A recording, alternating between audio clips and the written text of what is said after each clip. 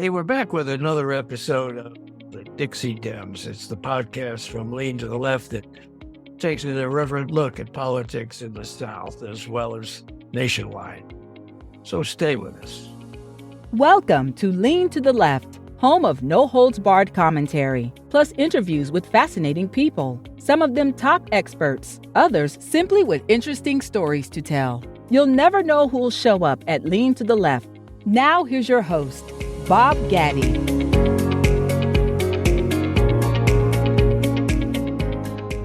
Hey guys, welcome to the Lean to the Left podcast and the March 2023 episode of the Dixie Dems with my partners Arthur Hill from North Carolina and Robert Thompson from Georgia. Arthur's communications chair of the Brunswick County, North Carolina Democratic Party, and Robert Thompson is based in Atlanta.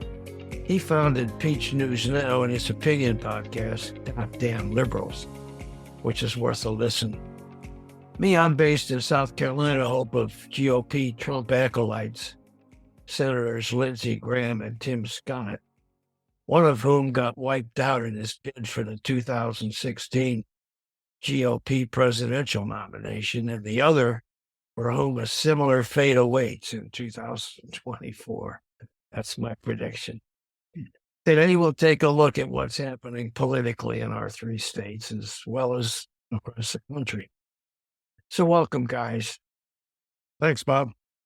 Hey, Arthur, what's happening in North Carolina? I read that the Republicans there plan to reverse a redistricting decision. What's happened is that in North Carolina, we elect our judges all the way up to the state Supreme Court, which is a process got some questions about, but that's what we do. Mm-hmm. And in the last year, the Supreme Court, which had been 3-2 Democrat, became 3-2 Republican. First thing the legislature did was ask the court to reconsider decisions that the Democratic-led version of the court had made a couple of years ago on gerrymandering and voter ID. So they had hearings on that yesterday, Tuesday, and remains to be seen what will happen. But the people are betting that since the Supreme Court is now controlled by Republicans, that the court will restore the original gerrymandering plan that the Republicans had put in place, which obviously favors Republican legislators, and also reimpose a voter ID requirement, which a previous Supreme Court had kicked out. So exciting times at the state Supreme Court. There was a fairly significant demonstration out in front of the building while the hearings were going on. And a number of members of Congress and state Democratic officials spoke at a press conference, again, outside the building during the rally. So don't know whether that'll make any difference, but they did it and they were there and they aired their views. So that's what's going on with the Supreme Court. We also had, last week, we had our State of the State speech by the governor and a response by the Republican lieutenant governor. Roy Cooper, the governor, gave a good speech about the need to improve funds for education, which is a raging issue in the legislature, headed by the fact that there's the Supreme Court again made a decision some time ago to release $1 billion in funds for secondary education, and the Republican legislature has yet to do it. The governor also talked about Medicaid expansion, which finally the legislature has gotten behind, and it looks like later this year the legislature could approve an expansion of Medicaid in North Carolina. However, the devil's in the details, and the Republicans are trying to tie Medicaid expenditures somehow to the budget, to the state budget, which wasn't part of the original deal under Obamacare. So we'll see what happens with that. The response to Cooper's address was by a lieutenant governor, Mark Robinson, who's a pretty radical Republican and who probably will be the Republicans' candidate for governor in 2024. And except he's a pretty much of a radical, but it was a pretty calm and orderly speech for him. And I think most observers were surprised and were quick to remind viewers what the lieutenant governor has said about things like abortion in the past. So that was the exciting event that took place last week. And the legislature is considering behind the scenes another resolution to join 19 other states that have called for a convention of states to amend the Constitution. It requires 34 states to approve similar resolutions to get to actually force a convention. And a lot of conservative groups around the country, led by the Koch Foundation and people like that, are pursuing adoption of the legislation to primarily for two reasons. One, to impose term limits on members of Congress, and two, to impose some restrictions on constitutional restrictions on federal budgets, which they feel are out of hand. Something to keep your eye on. I don't know whether it'll ever happen, but 19 states have approved it so far, and there are lobbying campaigns going on in a lot of Republican-controlled legislatures to get their approval. So we'll have to see what happens with that. That's about it for me. Okay. What's going on with you, Robert? You're seeing the Republican Party zero in on their niche issues that are not popular with everyone, even though they're going to tell you that they're popular with everyone. Interesting to hear that. But I did do an episode. I came across Stephen Owens. He works for the Georgia Budget and Policy Institute here in Georgia. And he had some background in education. I believe he taught grade school at one time. But the organization that he's with now, they are nonpartisan. They try to make sure that everybody in Georgia is aware of how our budget is put together, where the expenditures, where the tax credits and so forth. And so that episode is live, and it's very timely because Georgia's legislative session is about 45 days, and it's in session right now. It feels like that's very short. A lot of other states, I think, go a little bit longer, but that's how we do it here in Georgia. But there are some school voucher bills that I was actually thinking that here in Georgia, we did not have any form of school vouchers. I was corrected. There was actually a story that Stephen told about a private school down in South Georgia. I am well aware of. I grew up down, and he basically said it was a state-funded failure. Don't quote me on those words exactly, but you've got state education funds going to a school that is not really doing all that well. And when they looked at comparing these private schools to public schools, the outcomes are not really there. But yet, of course, generally Republican-led legislators, they are out there trying to tout these bills. It was also interesting. I can see this happen. So you've got a lot of rural Georgia Republican legislators. They're not really happy about these school vouchers. They view their small communities and their small schools as working. And these school voucher bills potentially taking away from something that's working in their community. So it was very interesting to hear his side of what's literally going on. And I encourage everybody, if you go out, it's resist.bot. So this website, again, that's an odd URL, I agree, but it's literally type into resist.bot, B-O-T, and use a tool like that to make sure that your voices are heard in both state government and the federal government, but especially here in Georgia right now with all these bills flying back and forth in this quick session, like I said, 45 days to get this stuff done. We discussed about generations of Georgians paying that top 6% income tax. Republican blew that all out of the water. And of course, they adjusted that top tax bracket down.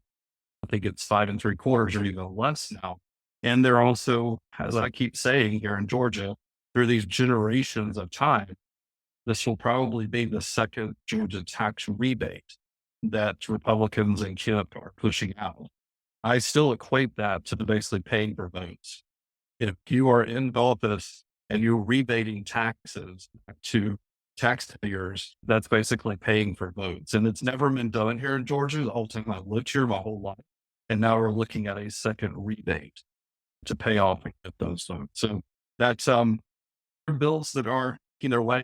It was in the AJC to Georgia for heavy trucks. So the limit, as you go down the road in rural areas, you see 80,000 pounds as these trucks are barreling down the road. There's a bill to make it 88,000.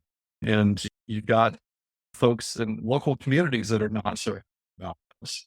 You've got folks that have been killed by these heavy trucks, either didn't stop or were not able to stop because they were so heavy.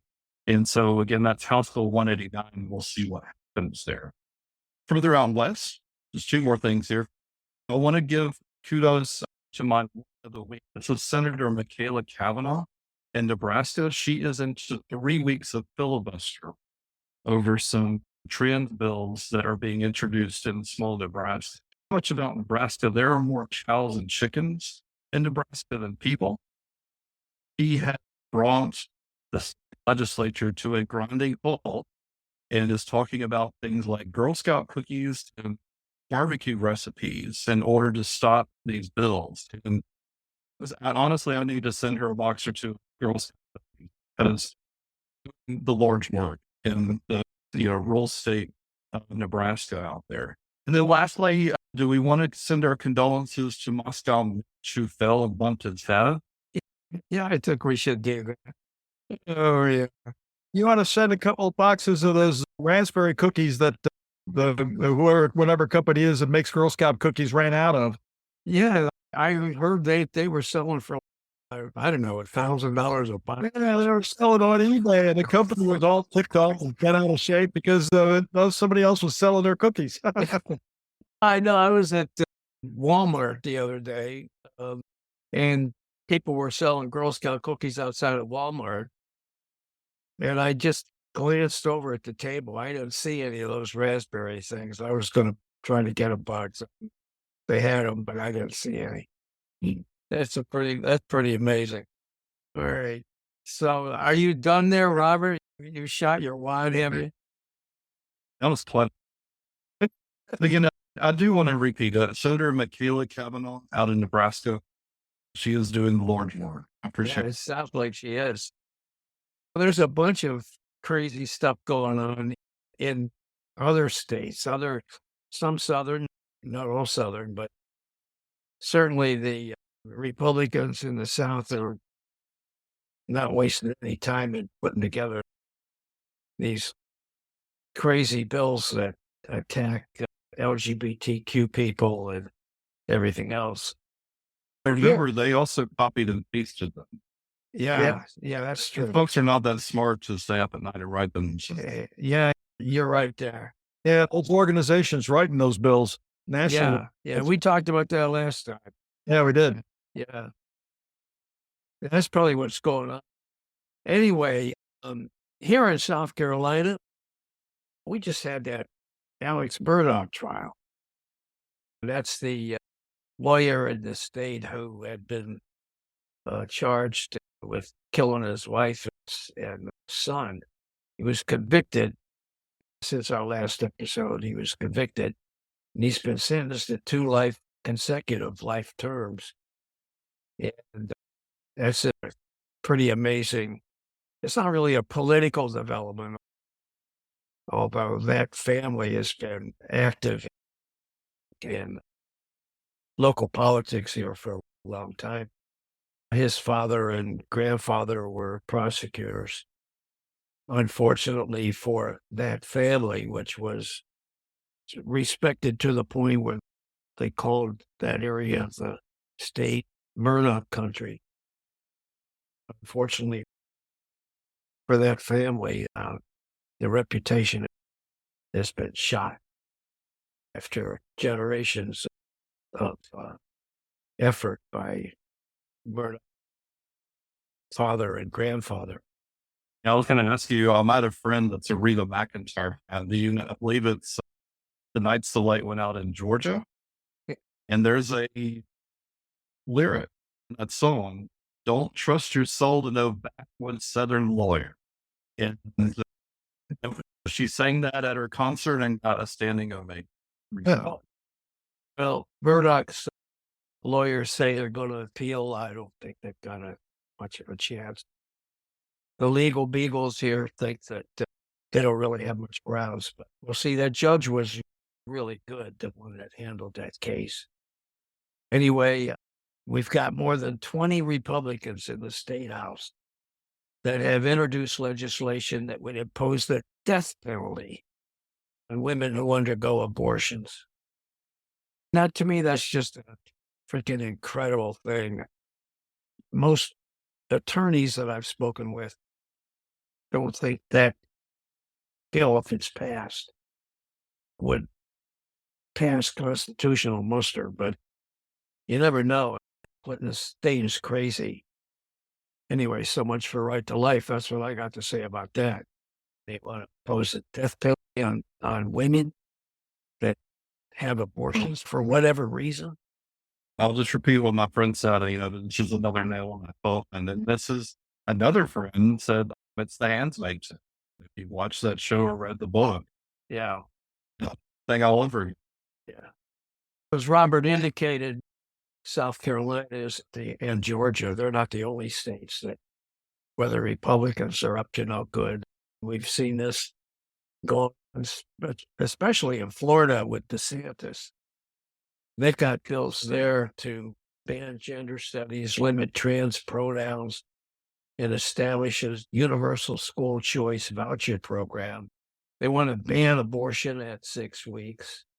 DeSantis is constantly attacking the LGBTQ plus community, from criminalizing drag shows to restricting transgender rights, expanding gun access by scaling back licensing requirements and encouraging school employees to carry guns, targeting educators and students by slashing curriculum and banning books. That's all part of. He has that bill, this anti-woke, I guess it's a law, anti-woke law in Florida.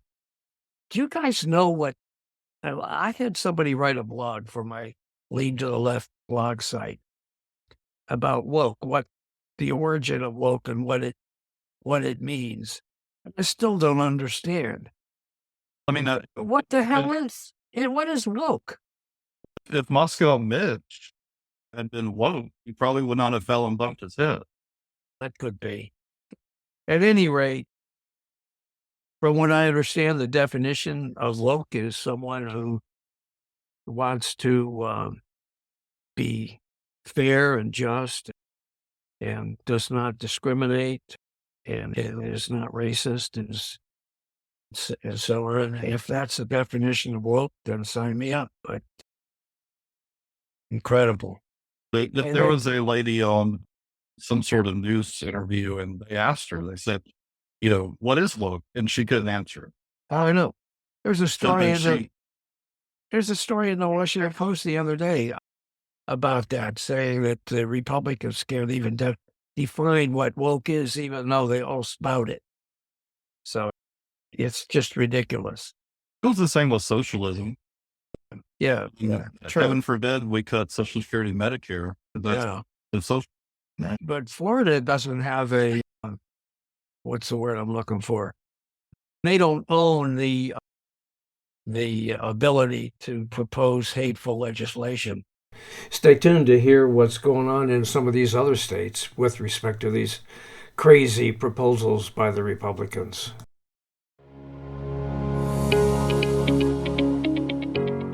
In Virginia, there's a host of bills aimed at transgender youth that were killed in the General Assembly, but Governor Glenn Youngkin, supposed to be a moderate Republican, has proposed so-called model policies, and I really don't know what they are, but they're pending. What I've been reading, the indication is that they probably haven't reached a conclusion. So there'll probably be more action in Virginia on that, and probably some threatening legislation. It's going to be DeSantis. I think there's a reasonable chance that DeSantis may overstep. He's got a hell of a legislative agenda waiting for the state legislature down there to approve. But what if it, and he wants 100% participation and 100% approval so he can show the country that has the ability to govern, which with that legislature, if my dog were governor, he probably could get some stuff through too. But he may be running a risk of overstepping a little bit. He's already started with what happened yesterday after his comments came out about Ukraine. And a lot of national Republicans took him over the coals for that, saying that we have to stand behind Ukraine and we have to support Ukraine. And DeSantis was saying that it's not important. We shouldn't, in effect, he said we shouldn't be supporting him. So he might overstep and he might get into trouble for not being able to do what he's trying to do as governor of Florida. We'll see. Yeah, we'll see. That's going to be an interesting. Do you guys think that it's really Trump and DeSantis and that's it? Or do you think that some of these other people will have some sort of legitimate shot at the Republican nomination? I think your ex-governor is going to come on. She's not now. I think she's only 4 or 5% in the polls, but that's because most people don't know who she is. But I think she has the ability to rise in the polls. I don't know. And I think Trump's in free fall. I don't see him being as big a factor in the primaries as he has been in the past. Or if you look at Trump, he did not get the popular vote the first time. He lost the second time. I don't see that trend changing, especially with what all of Biden's cronies are doing. That they're losing election battles. You've got the voting machine maker outing everybody at Fox News for lies that they've been telling and having a financial impact to that. I don't know. We'll see. You mentioned, Arthur, Nikki Haley, the former governor of South Carolina, and thinking that she's got a chance to rise in the polls. She might. She's popular here. 1,000 people turned out at her rally here the other day, which I thought was a really good turnout for her. 1,000 people. But it's going to be a tough. Do you really think that she's got the legs to win a nomination? Be perfectly honest, she scares me. She's intelligent. She's attractive. She represents a clear alternative to Trump and DeSantis. And I think, and Pence isn't going anywhere. So I think that if Republicans who are looking for somebody to ally with that are repelled by Trump and DeSantis, you've got Nikki Haley standing out there waiting in the wings to increase her popularity. And it's really early. Not too many people outside of South Carolina know about Nikki Haley. Even though, and she's got a track record. She's a governor. She's a former ambassador to the UN. So she's got chief executive chops and she's got international relations chops. I think once the word starts getting out around her, let me be clear. I'm not supporting Nikki Haley for president, but I am saying that I think she could be a formidable candidate in a general election. I think that you make a really good point, Arthur. And then you've got the women's vote too, that she likely would be supported by a lot of women, even though some of her positions are contrary to what's really beneficial for a lot of women. Yeah, you probably make a very good point there. She did a wonderful job. Again, I'm not supporting her for president, but she did a wonderful job during that fiasco with the Confederate flag. She was spot on in how she handled that. And I don't know whether that'll come up again now, but I remember thinking at the time, boy, if she ever runs for president, she could be a good candidate for the Republicans. Remind the people what she did with respect to that. When there was outcry about flying the Confederate flag on the grounds of the state capitol in South Carolina, Haley, in essence, came out in support of taking the flag down and replacing it with another state flag. And I think that her position on that was right on. It came, as I recall, I think the timing was it came after that mass shooting in Charleston. Yeah. And so the timing was exactly right. And she did a great job of expressing her views and her position. And the flag came down. Yeah. Okay. All right.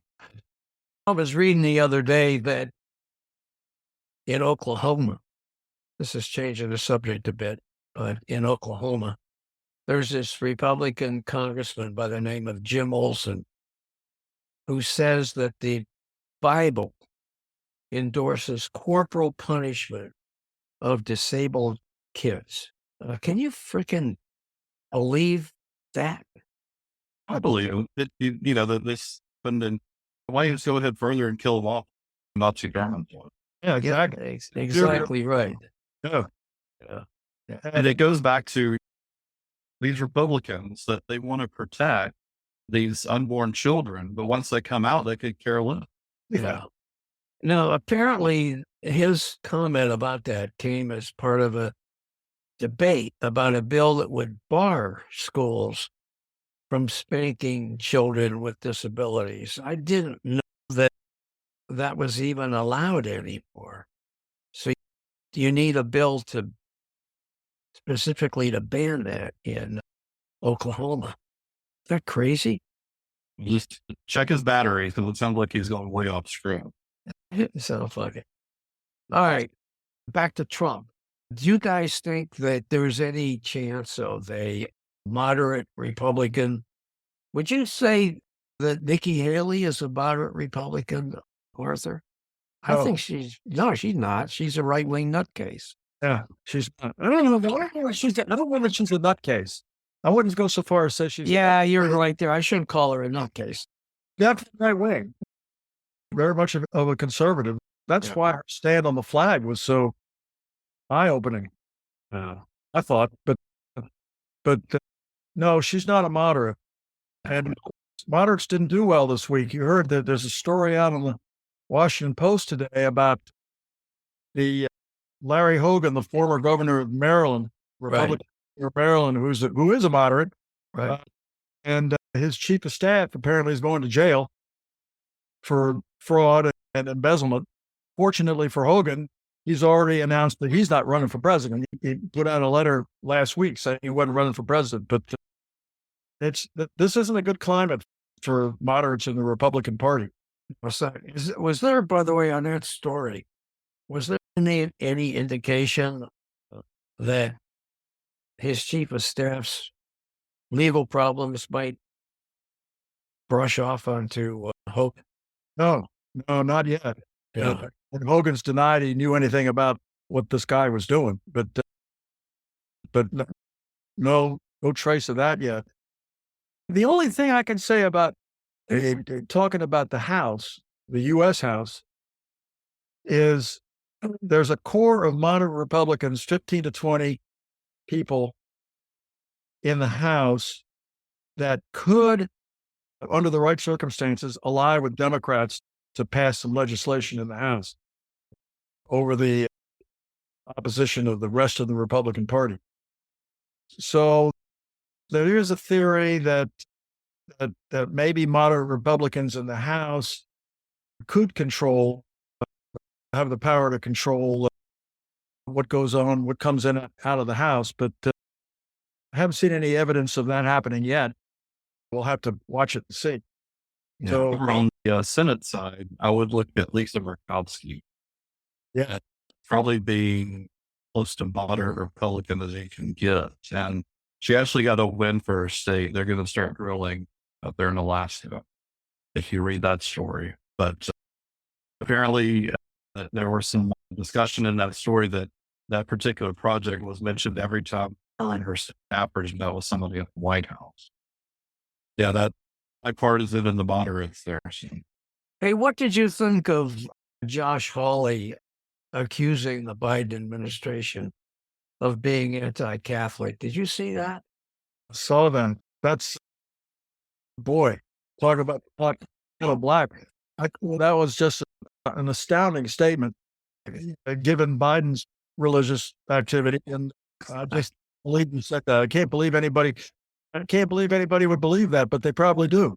Yeah, I know. It's amazing. To me, Biden is a strong practicing Catholic. He's in trouble over his abortion position, but frankly, I think his abortion position is one out of political necessity, not necessarily something that he. I would ask you, this is the same Josh Hawley that was running the other way, away from the January 6th protester? Yeah, he's the one that was holding up his victory fingers.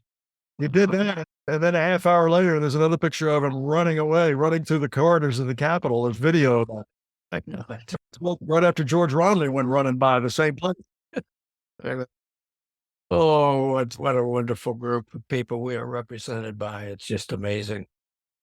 Ted Kennedy had the same problem. Speaking of Protestant Catholics, Ted Kennedy had the same problem with the abortion issue that Biden does now. So that's nothing new. It's true. You mentioned a minute ago, I think it was you, Arthur, that Trump's performance has just been abysmal. Can you imagine sitting through a 2-hour Trump speech, sitting outside? That's why they're not woke. Yeah. I just can't freaking imagine. I listened to that man for 5 minutes. Not even, I can't do that. 5 seconds. And he just drives me crazy. Imagine sitting there for 2 hours, listening to him drone on and whining and carrying on. And people do it. I just don't understand it.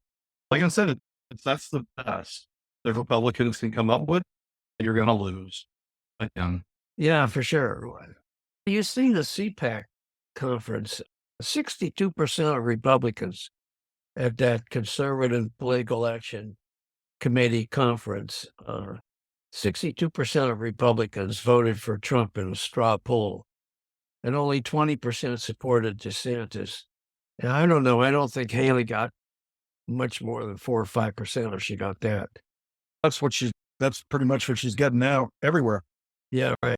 The thing about Trump, sometimes when Trump is actually able to put one logical thought after another, he reminds me of Rush Limbaugh. You guys remember Rush Limbaugh? Oh, yeah. Even further, Rush Limbaugh has polluted how many of our public airways on the way? Yeah, speaking of polluting the public airways, yeah. Exactly. But he had the uncanny ability to be able to make an initial statement, I'm talking about Limbaugh now, that was a little bit off. It was about 90% right and about 10% wrong. And then he'd start building on that statement. So it looked like the Leaning Tower of Pisa as it went up, because it got more crooked, more off base, and more off base, until he got to the logical conclusion, which was clearly made no sense at all, but unless you went back and looked at where he started from. And Trump, when he's doing as well as he can, he has the same ability to do that. And he'll start off by saying all news is fake, and then he'll just take off from there and he'll go up. And I think people are getting, they've listened to Rush Limbaugh do it for however long he did it, 20 years, whatever it was. And now they've listened to Trump do it for 8 or 9 years. I think people are getting tired of it. Yeah. And he's not selling out the venues like he used to. That's true. The Department of Justice the other day said that he can be sued for January 6th. I have said this all along. I think that the legal issues are going to end up getting Trump more than anything else. I really do. I think he could end up in some serious legal, if not behind bars, but pretty close to it. Great. They'll just continue hiring Rudy Giuliani. I don't think practice law anymore. No, he's done. Yeah. They pulled his law license. Yeah. Yeah. Can you imagine being an attorney and getting a phone call from Trump to say, I need a lawyer? Just feeling nauseous and really, am I taking this phone? That might not be so bad if he paid his bills. Yeah, I was just going to say, the guy doesn't pay anybody. Yeah. He got sued by the guys that he hired. Yeah. Hey, what do you guys think about this bank fiasco that's going on? I interviewed a guy yesterday or the other day who is a financial wizard of sorts. And he believes that we haven't seen anything yet, that there's a lot more to come. And then Moody's gave a really bad rating for banks nationally. I think it was yesterday. Does this concern you guys? What was it, close to a decade that our interest rates were basically zero? Yeah. Good. The house I'm sitting in right now is financed at less than 3%. The car that we have was financed at 1.5%. It's basically zero interest. And you've had that going on for a decade. No one wants to admit that was one of the leading causes of inflation. And now you got the results of it. Yes, you can finally get some interest on your savings, but there were a lot of knee-jerk reactions that this radical rise in interest rates that had to be done because you cannot keep interest rates that low for that long. But this rise in interest rates had to be done. And it's this thing that happened back with the mortgage meltdown. You've got all the investors pointing fingers, looking for their checks and their money. And at the end of the day, it's musical chairs. And you're going to have some banks fail to go. If you've ever watched CNBC this week and end of last week, there was a lot of white privilege crying. There was also someone who wrote an opinion piece, I believe with the Wall Street Journal, saying that Silicon Valley Bank had a issue with discrimination because they had, what was it, one Black person, 2 or 3 women on the board. They claimed that they were distracted by diversity instead of running it.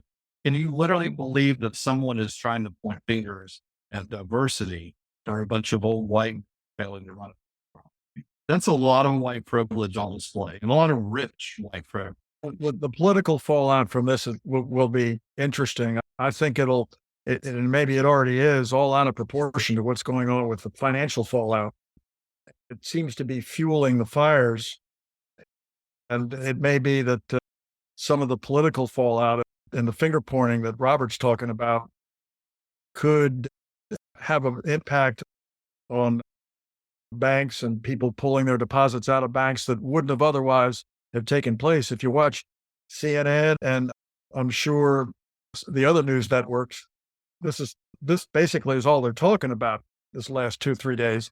All other issues have taken a back seat. And I think that the fallout from the publicity that the bad fortunes of 1 or 2 banks have received in the last week are probably going to be far greater than the effects on the financial community, the long-term effects. Although the stock market's not doing well today. No, it's not. It's down another couple hundred points. But it'll rebound. But Joe Biden said it best. If you want capitalism, this is what you got to deal with. Robert has a very good point. Why are we having an argument about whether or not this is a bailout when what's really at stake is the credibility of our financial institutions? It has nothing to do with who's paying to help avoid a crisis. Everybody should be united in trying to decide this is what had to happen in order to stem the crisis from happening. But it doesn't seem that the political fallout seems to be taking over. The Republicans would rather just default on the debt and just burn it all to the ground. So they said that. I don't know. I think it's a scary thing, especially when for seniors who need to live on their savings and investments. I know that in my own case, I've just lost a ton of money in the markets since Putin decided to invade Ukraine. And hasn't come back from that. It's a scary thing because your livelihood depends on you saved all this money all these years, invested it as best you could, and then you've got these kind of external things that go on. And this bank fiasco is just another one. It's scary. It really is. Yeah, again, Republicans, Social Security, they want to privatize it. So that all of that money that would be a guaranteed payment is suddenly, oh no, here's you a check, go invest it. Not professional. You know, speaking of that, Nikki Haley the other day when she was in South Carolina yesterday, I think it was, said that she supports redoing Social Security totally, and that seniors should be, people on Social Security now should be held harmless, but that young people need to have a different approach for the thing to be solved in the future. Yeah, I'll go back to the grandfather would never vote for a Republican. They were wanted to take a Social Security and Medicare. Yeah. And here we are again. Every time. We already did. Back when I was working on Capitol Hill in the 70s, this was an argument. I remember having to debate my boss's Democratic opponent. At that time, I was working for what was then known as a liberal Republican from New Jersey.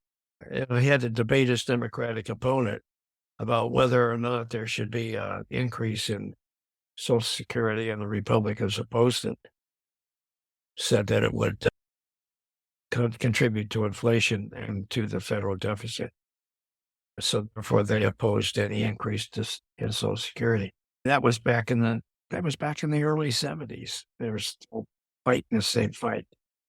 It's incredible to me. When I was working on the Hill, the thing, or three subjects that we'd get mail about from our constituents were Social Security, gun control, and get the U.S. out of the UN.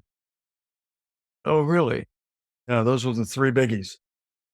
Get the U.S. out of the UN. Yeah. Yeah, I remember that too. Sure. Okay. You guys got anything else going on? I just want you guys to take a look at what's going on in your respective legislatures and see if what the deal is with this state of Article 5 convention to amend the Constitution. I don't know whether Georgia and South Carolina have passed resolutions on that or not, but I don't either. that concerns me. To amend the Constitution to do what? To do whatever the hell they want to do. But each state would send a delegation to a convention, and they could debate anything they wanted to. But people who are advocating it are talking about term limits and budget control, budget ceilings, and so on. But it could be anything. It's wide open. Wow. I'm sure we have plenty here next door in there.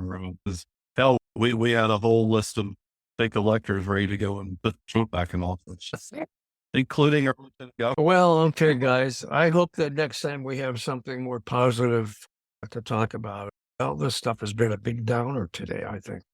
I mean, we still got to send cookies to Senator Kavanaugh. Why those ones on eBay? Okay. All right, guys. I thank you very much for being with us again on our Dixie Dems episode of Lean to the Left. We'll do it again next week. Okay, just one more break and I'll be back in a sec with some closing comments. Hey guys, thanks for listening.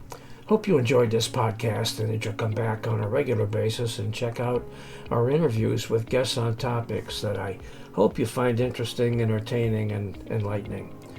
Our episodes stream weekly, every Monday. Let your friends know about this podcast and take a minute to subscribe. Just go to podcast.leantotheleft.net to subscribe, check out the upcoming interview schedule, and listen to all of our episodes. And follow us on social media. Facebook at the Lean to the Left Podcast, Twitter at Lean to the Left 1, Instagram at BobGaddy_Lean to the Left, and TikTok at Lean to the Left. And you can watch the episodes at YouTube at Lean to the Left. And don't forget to visit our blog site, leantotheleft.net, where you'll find commentary on the news by some excellent writers with progressive perspectives on a whole range of topics. You can sign up as a member there, and of course, it's all free. Now, this is Bob Gaddy signing off for Lean to the Left. Thanks for sharing your time with us.